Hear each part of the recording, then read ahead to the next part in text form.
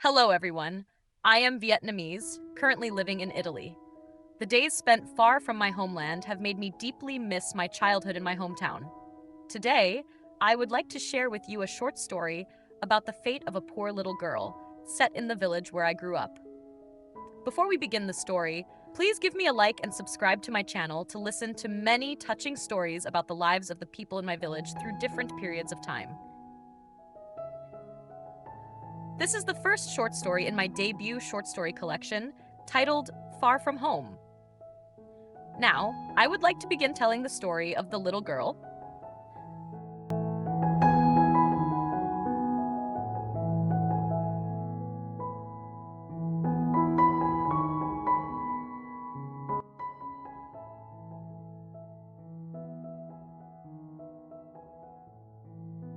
Pattered softly on the thatched roof, making the quiet space feel even more desolate. After a long day wandering around the bus station, the blind man and his daughter had finally found shelter for the night in a small riverside house by the Co River. The little girl looked around the garden with wide-eyed wonder. She seemed fascinated by the riverbank behind the house. She paid no attention to what her father and the homeowner were murmuring about. She simply wondered where the rest of the family had gone, why there was only the man at home. She vaguely overheard him saying his wife worked at a fried pastry shop while he went fishing for shrimp along the river every day. The girl felt completely at ease. With no one else around, she felt less shy. She darted around the house and out into the garden. She saw the man step off a small boat moored by the river, carrying a few stale minnows to cook for dinner. His demeanor seemed relaxed and kind. But the girl noticed something off in his eyes. Just a flicker. Something that didn't feel quite right. The thought passed quickly. She forgot all about it as she lost herself in the trees and flowing water. Night had fully fallen. The simple meal was over. Her father let out a satisfied sigh and said, "Well then, we'll head to bed now. We've been out all day, tired to the bone." The girl didn't want to sleep just yet. But seeing the homeowner also turning in for the night, she reluctantly slipped inside and lay down close to her father. As she drifted into sleep, a hand reached over her father's body and touched the hem of her shirt. She froze in terror and brushed it away. Moments later, that same hand crept back, slipping into her shirt, its fingers moving roughly, crudely. She summoned all her strength and pinched the hand as hard as she could. The large hand, thick like a bunch of bananas, didn't seem to feel pain. But eventually, it withdrew. Annoyed and shaken, she grabbed the blanket and wrapped herself tightly in it, trying to fall asleep. But in the haze of half-sleep, she felt herself being lifted. She woke with a start. Unbelievably, it was that same monstrous hand, now reaching over to pick her up. Her father was still deep in sleep, completely unaware. She had no choice. She wriggled free and slipped out of bed, crept toward the door. She imagined the man following behind her. Then, she remembered the small boat out by the riverbank. She ran as fast as she could, the cold rain piercing her skin like needles. Her tiny body clambered down the slippery, steep riverbank, dark and hollow like a cave. At last, she made it into the little boat, which rocked unsteadily, half filled with water.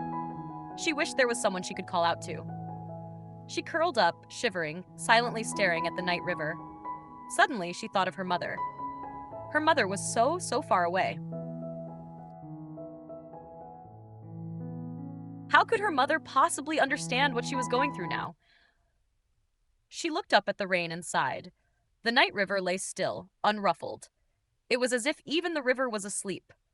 A faint light flickered from across the bank, its glow stretching dimly toward her. Then that light, too, blurred in her eyes. She was sleepy, but the cold kept her awake. She guessed the man had fallen into deep sleep by now. Taking a chance, she crept back toward the house, hoping to find somewhere warm to lie down. She wandered around the back, near the oven used to fry pastries. Her heart lifted slightly when she felt the lingering warmth from the coals inside. She curled up beside the oven and fell asleep on the floor. At daybreak, she made her way back into the house. She heard her father's voice, grateful, polite, thanking the homeowner. The man's face was as calm and casual as ever. She looked at him, unable to place him as human, beast, or something else entirely. "If you two are still begging around here later," the man said. "Just come back in the evening. I'll let you stay again." She heard this and looked up at him in horror. Without a word, she took her father's hand and walked straight out. On the road, her father asked, "Why didn't you sleep in the bed last night? Why'd you go out and sleep by the oven?" She deflected, trying to ease his mind. "It was warm there by the fire, Dad." Then she added, "Dad, today let's go all the way down to the town. Let's not go back to that house tonight, okay?" The two of them stopped by a riverside temple. It was said to be a sacred place, drawing worshippers from all over seeking blessings and fortune. Along the path to the temple, there were already many people in the same situation as them, lining up quietly, hands outstretched. Whenever a group of worshippers arrived, the whole row of beggars would raise their torn conical hats in a line, silently pleading. By noon, as more visitors came to pray, she saw her father chatting with another man who also lived by begging. She overheard fragments of the conversation about the days of marching as soldiers, about battles thick with bombs and smoke. Her father's face lit up with pride as he softly sang, "For the people, we sacrifice ourselves." Then, with growing excitement, he shared a story. "You know, this morning, some police officers came to chase me off, saying I wasn't allowed to beg here. I stood up and said to one of them, 'If we hadn't taken up arms to fight back then, would you even be standing here in peace today?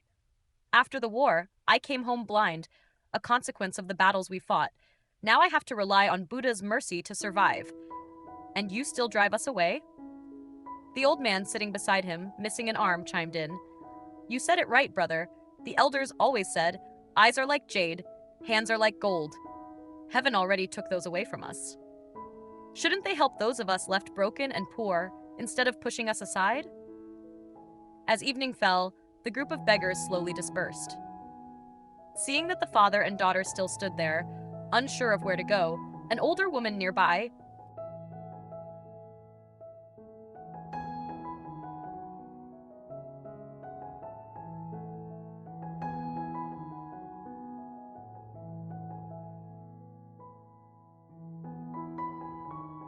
out of compassion for their plight, an older woman invited the father and daughter to come stay at her place for the night.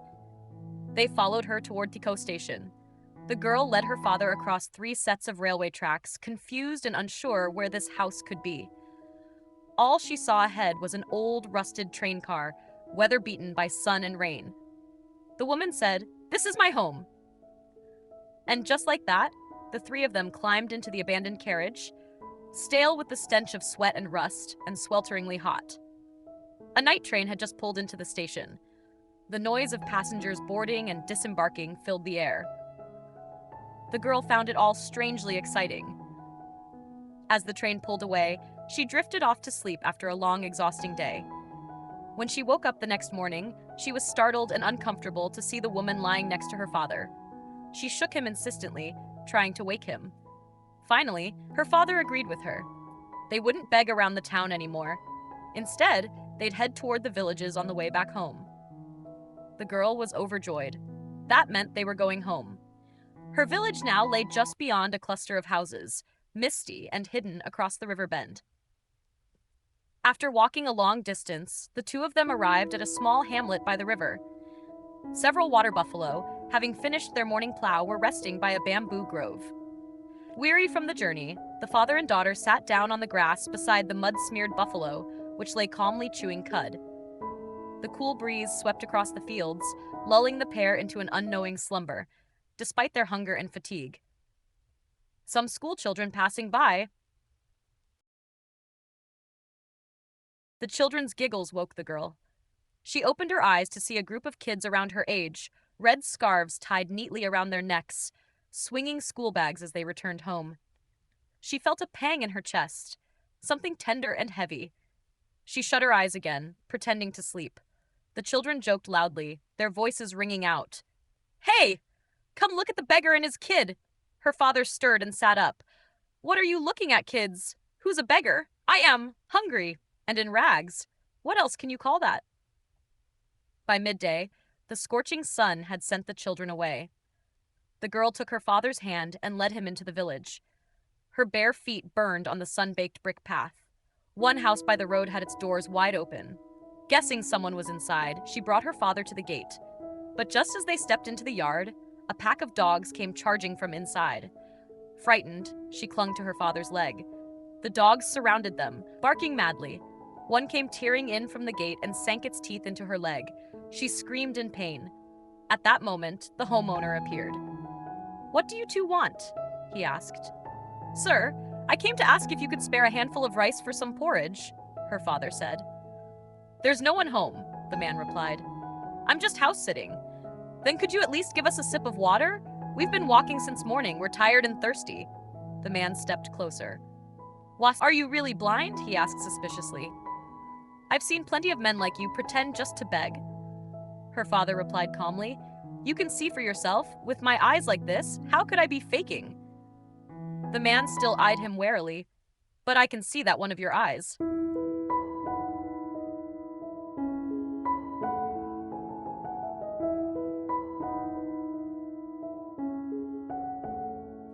"He has a daughter who looks quite strong." The girl turned her face away, muttering, "You didn't give anything, yet you're talking nonsense." The landlord lowered his voice. "Come on, take him inside. Let him drink some water and have a cigarette before you go. Where's your wife and kids? Why leave him to beg like this? She's too weak to work the fields much. The kids are small, so I have to go out and earn something to help her." "How old is this girl?" "She's 10, sir. She'll grow up to be quite a beauty." After saying this, the man stood up, smiled at the girl, and suddenly grabbed her by the arm. The girl didn't dare scream, fearing her father would find out. She quickly pulled away from his hands and hid behind her father. "Dad, let's go, it's late." Her father didn't know what had happened and hesitated before following her hand, reluctantly leaving. As they passed the gate, her father scolded her for not caring about him, for not letting him rest for a moment to see if anyone would give them something. In his frustration, he struck her several times with his stick. She didn't dare cry out loud, silently holding the stick and leading him to another house. Her shirt was soaked with sweat, but she still stood in the sun, waiting for someone to come out. After a while, an old woman came out with a tray of water. She spit out some Beetlejuice and asked, "What are you two asking for?" "Ma'am, do you have any leftover rice? My daughter and I haven't eaten anything since morning." "The rice is left over, but..."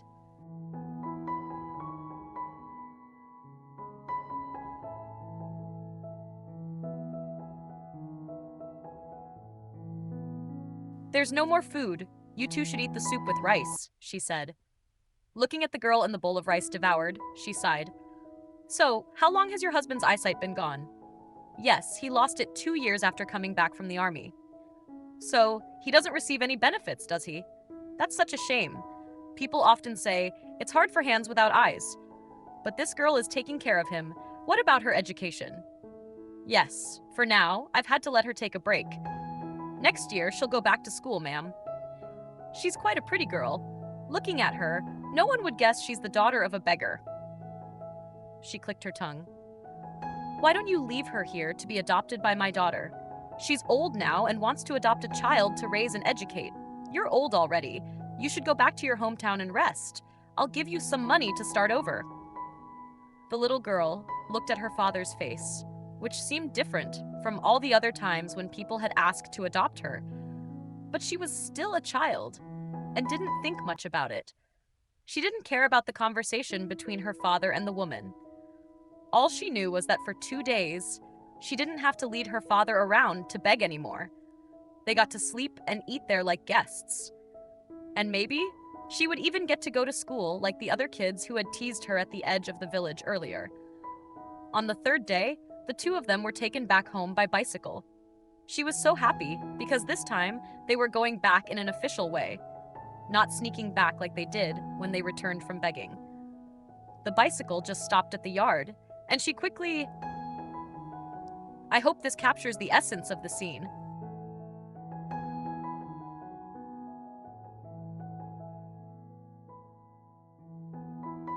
She ran to her friend's house to brag, unaware that she was about to be separated from her family.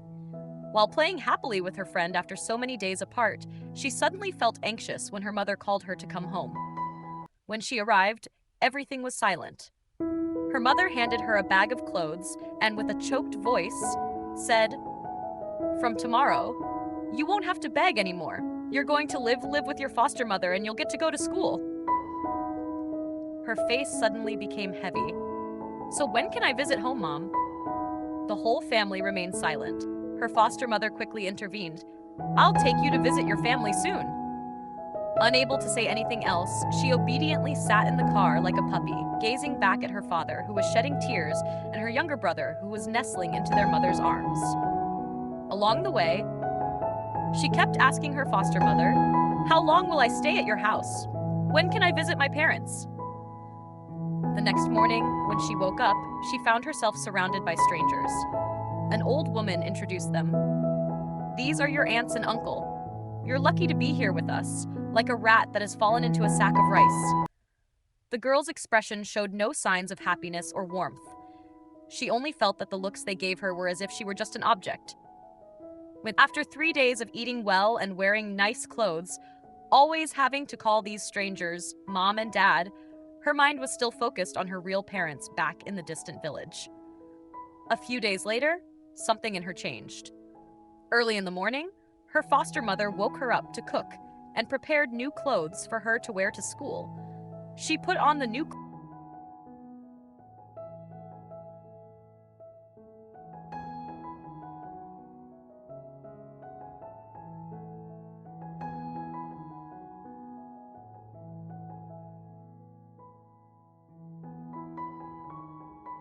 Here's the translation of the next part.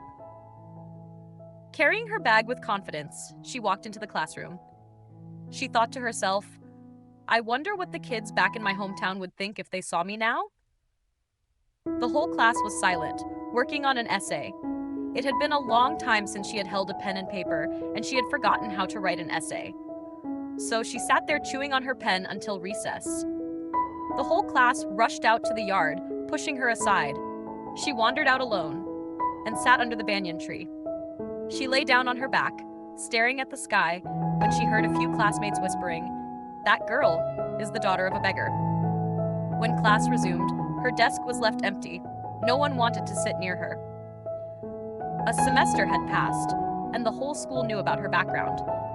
The lack of empathy from her classmates made it impossible for her to continue her studies. Despite her efforts to get close to her foster parents, she still felt a clear distance between them. The longing for her real parents grew stronger each day, filling her mind. In the morning, when the whole family had gone out to the fields to harvest rice, she quietly sat outside, watching the white clouds drift across the clear blue sky as if urging her.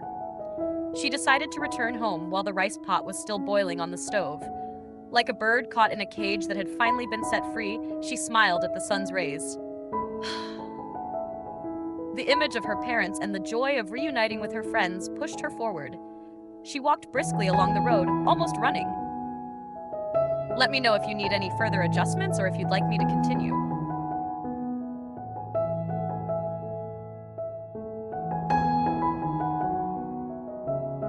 It was as if by magic, something was guiding her steps back to the village.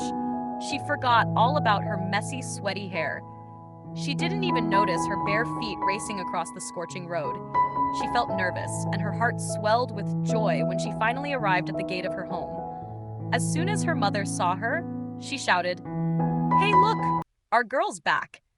She walked into the yard and saw her father, thin and frail, trying to find his way down the stairs with his hands. "Why did you run away and come back here?" "I missed you both. Please let me stay at home."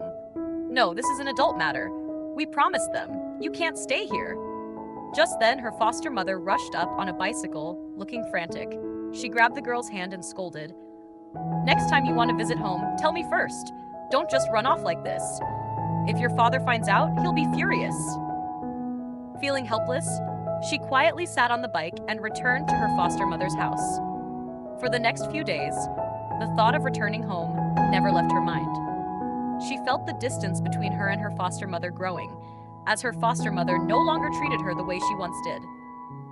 One early morning, before the rooster had crowed, when the last moonlight of the month still lit up the yard, her foster mother woke her up. "Get up! Get up, child. Hurry and go to the field to cut grass for the cows. Then go to school. Still half asleep, she struggled with the yoke and walked, dragging her feet through the dew-covered grass. Alone, she wandered. It was as if some magic was guiding her steps back to the village. She forgot about her messy, sweaty hair. She didn't even notice her bare feet racing across the scorching road. She felt a mix of excitement and joy when she finally reached the gate of her home. As soon as her mother saw her, she shouted, "Look, our girl is back!" She walked into the yard and saw her father, thin and frail, trying to find his way down the steps using his hands. "Why did you run away and come back here? I missed you both. Please let me stay here with you." "No, this is an adult matter. We promised them. You can't stay here." Just then, her foster mother arrived, frantically pedaling her bicycle. She rushed up and grabbed the girl's hand, scolding, "Next time you want to visit, tell me first. Don't just run off like this. If your father finds out, he'll be furious." Feeling helpless, she silently sat on the bike and returned to her foster mother's house. For the next few days, the thought of returning home constantly lingered in her mind. She noticed her foster mother no longer treated her the same way as before. One early morning, before the rooster had crowed, and while the last moonlight of the month still brightly lit the yard, her foster mother woke her up. Get up, child. Hurry and go to the field to cut grass for the cows. Then go to school." Still half asleep, she struggled with the yoke and trudged slowly along the dew-covered grass. Alone, she wandered. "Let me know."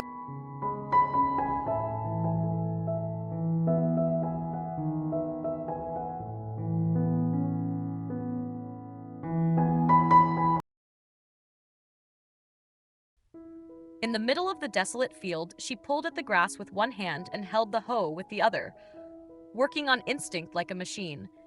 A few fireflies flew up and down between the scattered graves in the cemetery. She felt a brief moment of fear and didn't dare to lift her head anymore. She felt so lonely and sad. She thought to herself, if it were my real mother, she wouldn't have made me come to the field so early like this. The longing for home gnawed at her heart. She didn't want to stay here for another minute. She decided to run away and return home. By the time the sun was directly overhead, she was near the house. She wandered around outside the gate, too afraid to enter. She stood on tiptoe to peer through the fence. She saw her father sitting alone, smoking in the house. Her mother was outside, sorting a basket of rice. Remembering the last time she had run away, she sat outside the gate and cried for a while, then turned away, determined to wander alone if she had to. This passage ends with the mention of the author, ntthxanha, June 2007. The story ends here. Please leave your comments and feedback about the translation from Vietnamese to English. Let me know what you think. Thank you all very much, and I look forward to seeing you again in the next short story. Don't forget to subscribe to my channel.